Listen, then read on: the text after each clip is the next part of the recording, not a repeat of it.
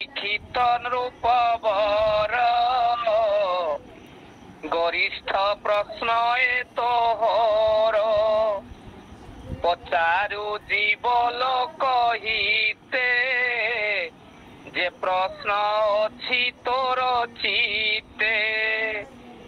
एई कथाटी जो आरंभ हैला आज भागवत रे से प्रश्नटी थिला अति चमत्कार भावरे आज पंडित आचार्य महाभाग व्याख्या करिसंती जे जेउ व्यक्ति आसन्न मृत्यु कबल रे पड़िछि तार मुख्य कर्तव्य कोन। उत्तर आसिला भगवान कृष्णक आराधना ही समस्त जीवंकर अंतिम क्रिया अटे। आउ ता भितरे भागवतर तत्व को जतबेले आमे देखिबा आ जो कथा आचार्य महोदय आज बखाणिले केवल भगवान कर जन्म कर्म आविर्भाव तिरोभाव को बुझी यदि बुझी जाए मनीष सांगे सांगे भगवत धाम को फेरी जीव आ भगवान कृष्ण संबंधी प्रश्न व उत्तर व्यक्ति को दिव्य स्थिति को उन्नीत करे।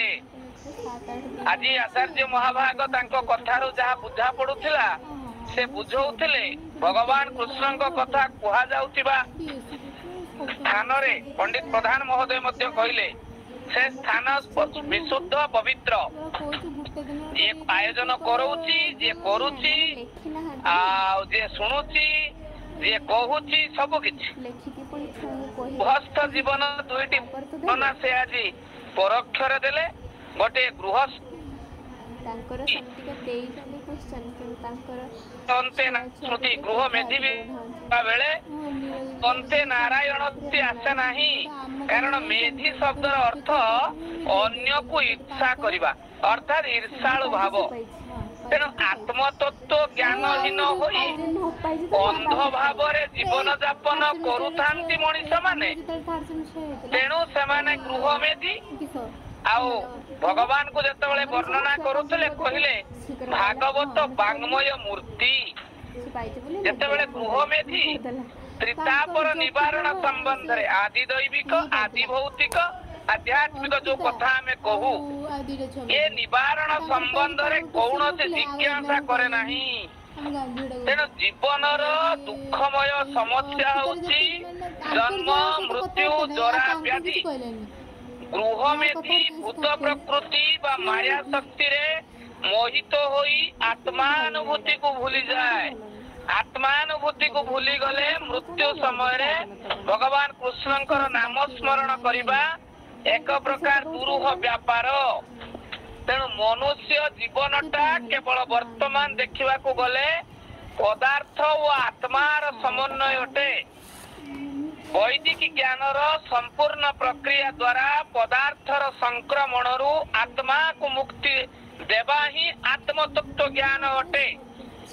आउ भौतिकवादी लोक मानंकु कर्मी बा सकाम कर्मी कहा जाए। भौतिक जगत को मृत्यु लोक कहा जाए। मृत्यु लोक ये भौतिक जगतर अन्य नाम होची मृत्यु लोक। तेणु मानव जनी रे जीव ए जीवन संग्राम रहस्य बुझिबा निमित्त समर्थ अटे।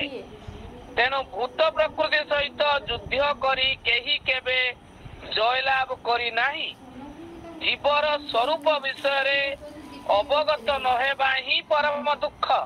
यदि जीवन दुख बोली संज्ञा पचरा जाए तार उत्तर होची जीवर स्वरूप विषय रे अवगत न हेबा।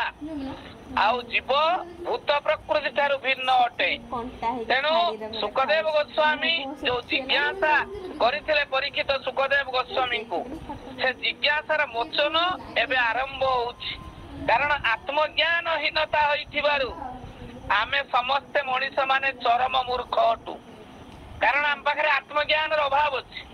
पंच महाभूत चित्त और प्रकृति मिसी सप्त आवरण तले जो कथाटी कहिले अतल वितल सुतल तलातल महातल आमे जतबेले ब्रह्मांड वाक्य कहू दुर्गा पूजा रे इह पृथिव्यां जम्बू दीपे भरत वर्षे भरत खंडे उत्कल देशे गंगा पुरुषोत्तमय रत्न नाळे ए कथा जतबेले उच्चारण करू करू ଯେତେବେଳେ ଉଚ୍ଚାରଣ ହୁଏ ଅତଳ ବିତଳ ସୁତଳ ତଳାତଳ ମହିତଳ, ଏ 7 ଆବରଣ କଥା ଯୋଉ କହିଲେ, ତା ଭିତରେ ଯୋଗୀ ମାନଙ୍କର ଯୋଉ ଜୀବନ ସାଧନାକୁ କିଭଳି ଅନ୍ତିମ ପରିପୂର୍ଣ୍ଣତା ପ୍ରଦାନ କରାଯାଏ, ଏବଂ ଯୋଉ କଥା କହିଲେ ଅଶ୍ୱିନୀ କୁମାର ହଉଛନ୍ତି ନାସା, ମାନେ ସୁନ୍ଦର ଭାବରେ ଗୋଟେ ସମ୍ପୂର୍ଣ୍ଣ ଶରୀରର ବ୍ୟାଖ୍ୟା କରୁଥିଲେ। ବ୍ରାହ୍ମଣ ସେ ମୁଖମାସିତ ବାହୁରୁ ରାଜନ୍ୟ କୃତ ପୁରୁରୁ ତଦସ୍ୟ ଯଦବୈଶ୍ୟ ପାଦ ଶୂଦ୍ର ଜାୟତ ଠାରୁ ଆରମ୍ଭ କରି ସମ୍ପୂର୍ଣ୍ଣ ନାସା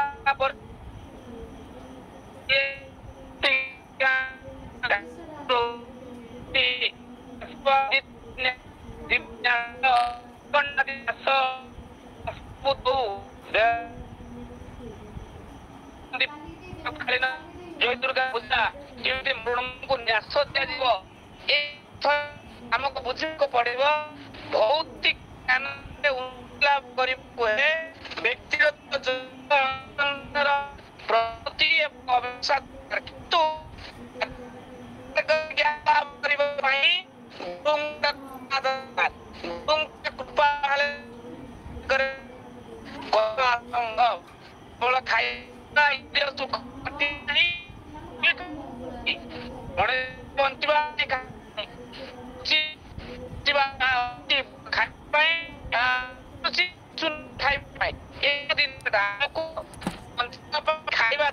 ଖାଇବା ପାଇଁ ବଞ୍ଚିବା ନୁହେଁ, ଆମକୁ ବଞ୍ଚିବା ପାଇଁ ପିଇବା ଦରକାର, ପିଇବା ପାଇଁ ବଞ୍ଚିବା ନୁହେଁ।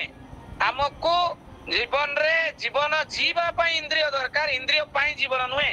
ତେଣୁ ବ୍ରହ୍ମ ସତ୍ୟ ଜଗତ ମିଥ୍ୟା ଆଉ ପରମ କର୍ତ୍ତବ୍ୟ ସମ୍ପାଦନ ପାଇଁ ମାନବ ଜୀବନ କିଭଳି ଉଦ୍ଦିଷ୍ଟ, ୟା ପରେ ଆହୁରି ଅନେକ ତତ୍ତ୍ୱ ରହିଛି। ସବୁ ତତ୍ତ୍ୱକୁ ମୁଁ ବର୍ତ୍ତମାନ ପର୍ଯ୍ୟନ୍ତ ଧରି ପାରି ନାହିଁ। ଆହୁରି ଏ ଅଧ୍ୟାୟର ଅର୍ଦ୍ଧାଧିକ ତତ୍ତ୍ୱ ଗୁଡିକ ତାକୁ ମଧ୍ୟ ଧରିବାକୁ ସମର୍ଥ ହେବାରେ ପ୍ରୟାସ କରିବି। ମାତ୍ର ଏବେ ଅନୁରୋଧ ରଖିବି, ଗୋଟେ ଦୁଇ ପଦ କଥା ରଖିବେ ପଣ୍ଡିତ ଶକ୍ତିପଦ ମିଶ୍ର ମହାଭାଗ। ପଣ୍ଡିତ ଶକ୍ତିପଦ ମିଶ୍ର ଆଜ୍ଞା।